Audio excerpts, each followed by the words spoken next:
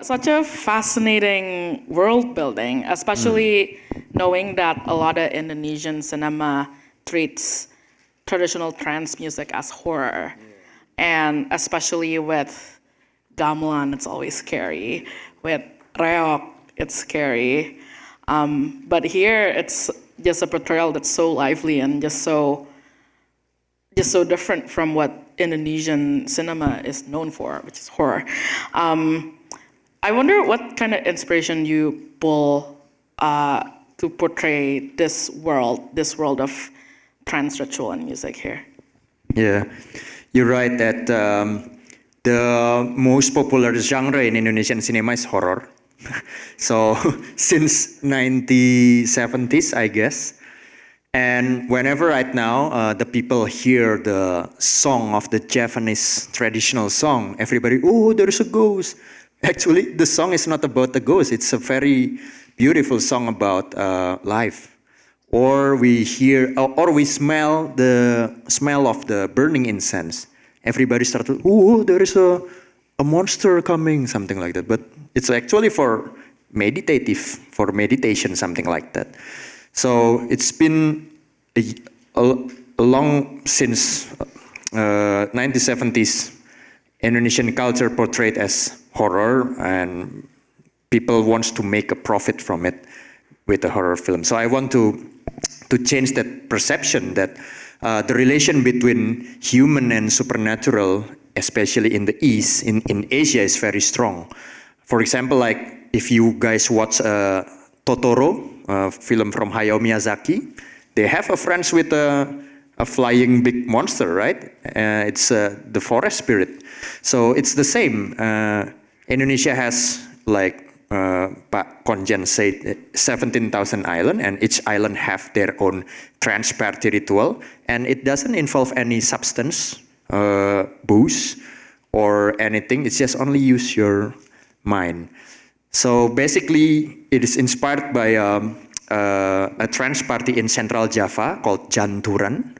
So I myself came to that party, and actually everybody can join that party. The only requirement is you have to empty your stomach one day before, and then you just listen to the music, surrender to it, let the shaman transfer the spirit to you, and then you will dance.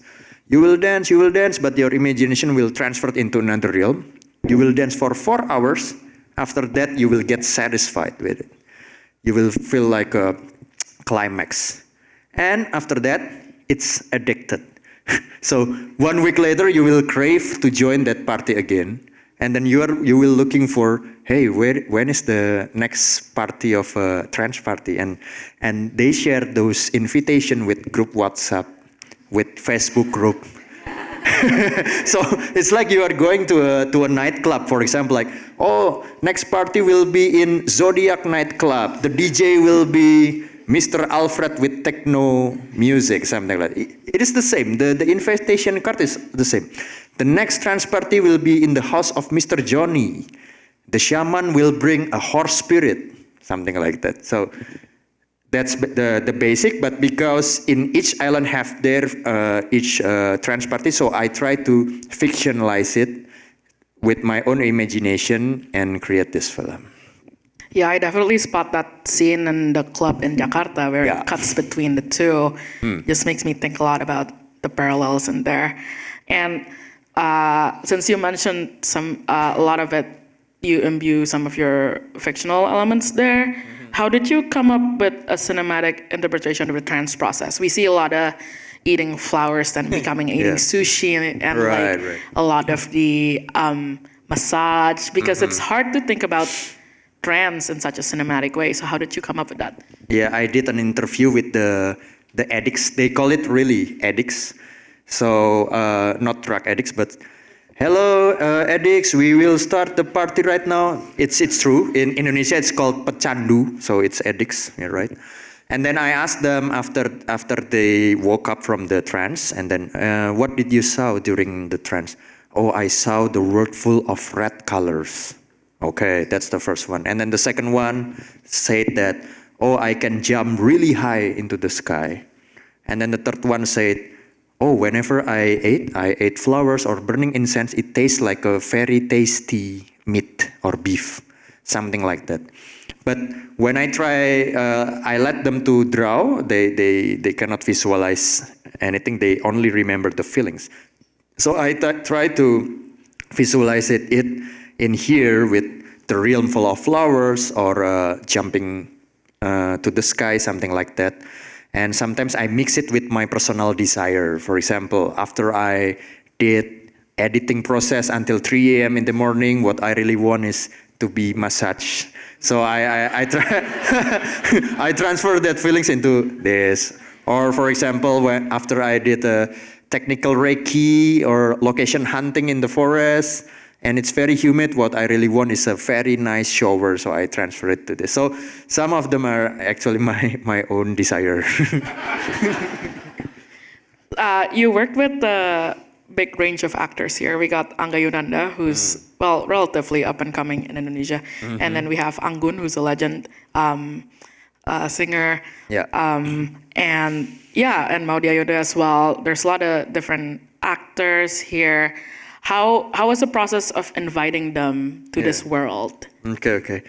So the first one, the one who played by you is Angga Yunanda. Actually, last week he just become a father. Congratulations. He just became a father, and previously he played a lot in a lot of commercial film, and his role mostly is a handsome guy, a very green flag guy who is very romantic and etc. But because he is a very talented actor that can remember every detail of my cues, so I invite him to play in here.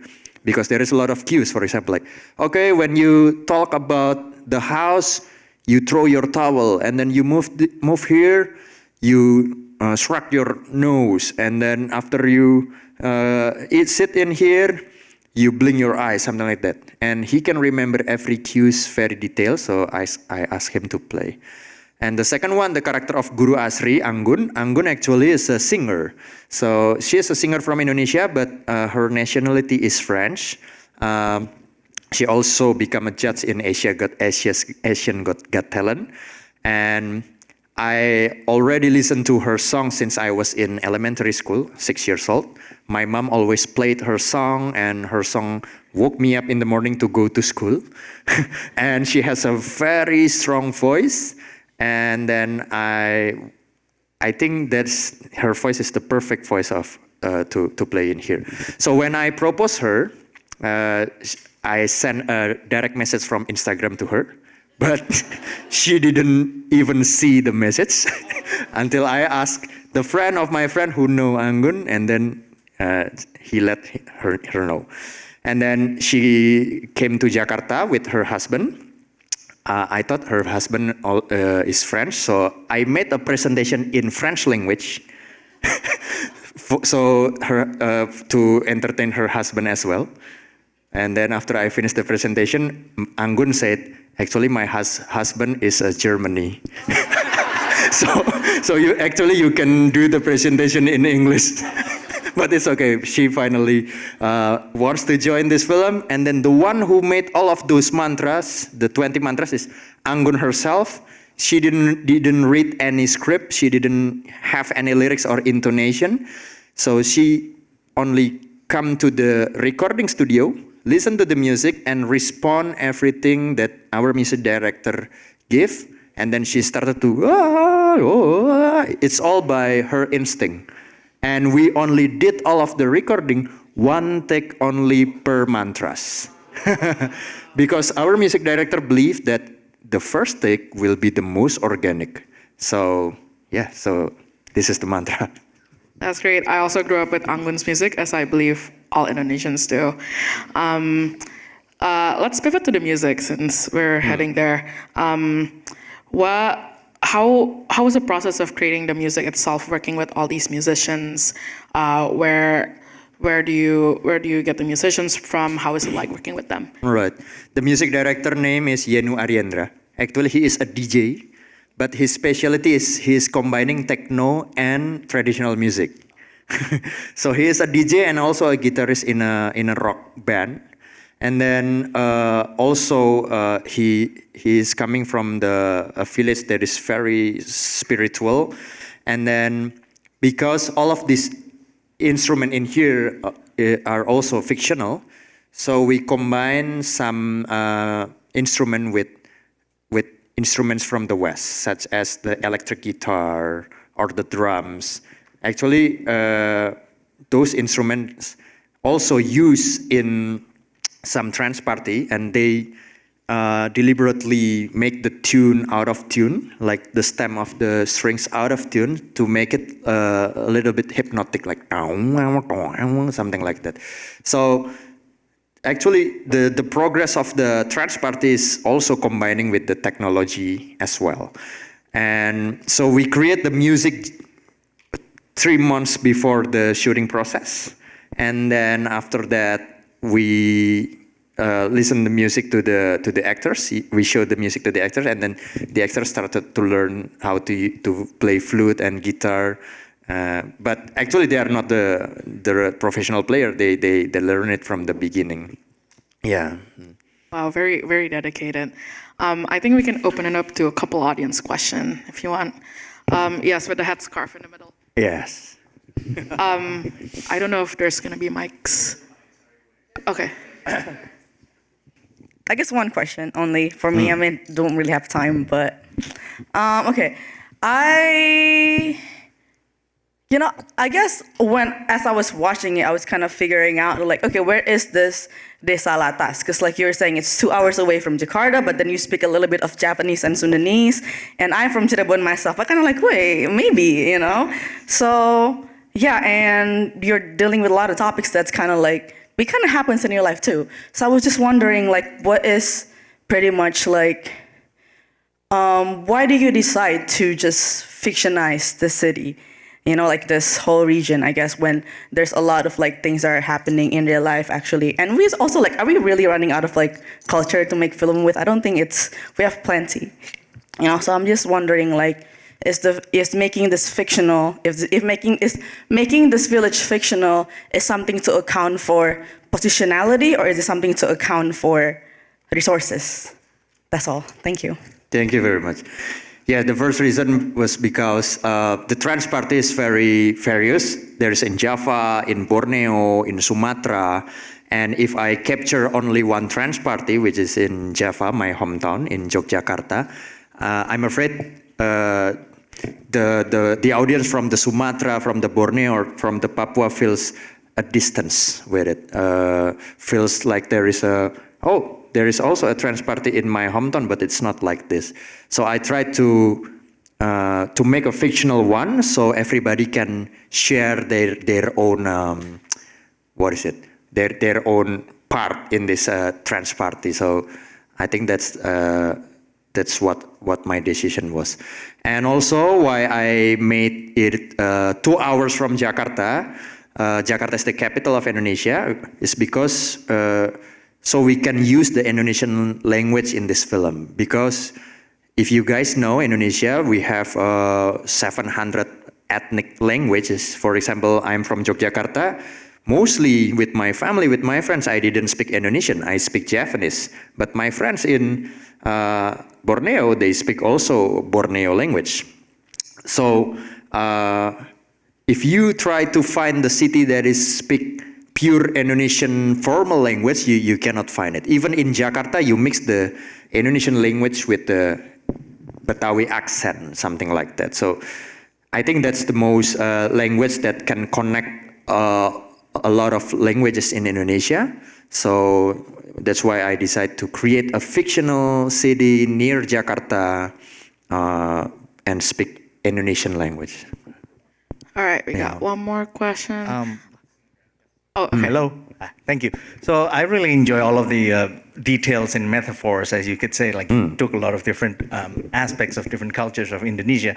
The thing that made me wonder is like the correlation between Jakarta, or like, let's say, the 21st century, realities that we have, and water scarcity and like big conglomerates, whatever. And then, it's kind of like enroaching into like traditional people, or encroaching to like the little people, or whatever you want, little souls, or the forgotten people. It's like, was that something that's kind of like unconsciously and consciously you try to create that kind of social commentary? And if so, like, what is the main message? If Right. you want Okay. to share that.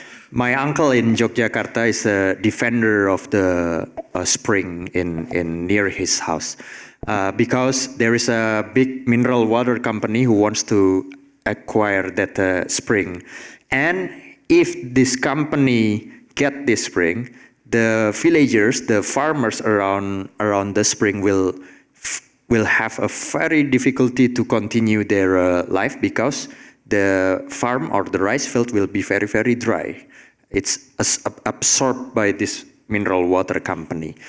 So I saw his struggle, and one of his struggle is to create a supernatural party there, to create that in the middle of the spring there is a fairy who live in there, so we should not disturb this fairy. And it works. All of the villagers believe that, and they defend this fairy together. Whether that fairy is real or not, we don't know. But it works to gather all of the villagers to defend their spring together. And a lot of sacred forests or sacred jungle in Indonesia right now is getting destroyed to make a palm oil plantation, to make a mining and a lot of stuff. And a lot of traditional people who live inside the jungle or forest getting marginalized. So yeah, with this I want to portray that your greed, your desire to getting rich and rich again started to sacrifice a powerless people. And what is what that you pursue in your life? If your stomach have the same size with us and you eat same food with us, how many food that you want to eat until your stomach explode? So that's my critics about humans' greed. Yeah. All right, thank you so much for joining us and presenting this film.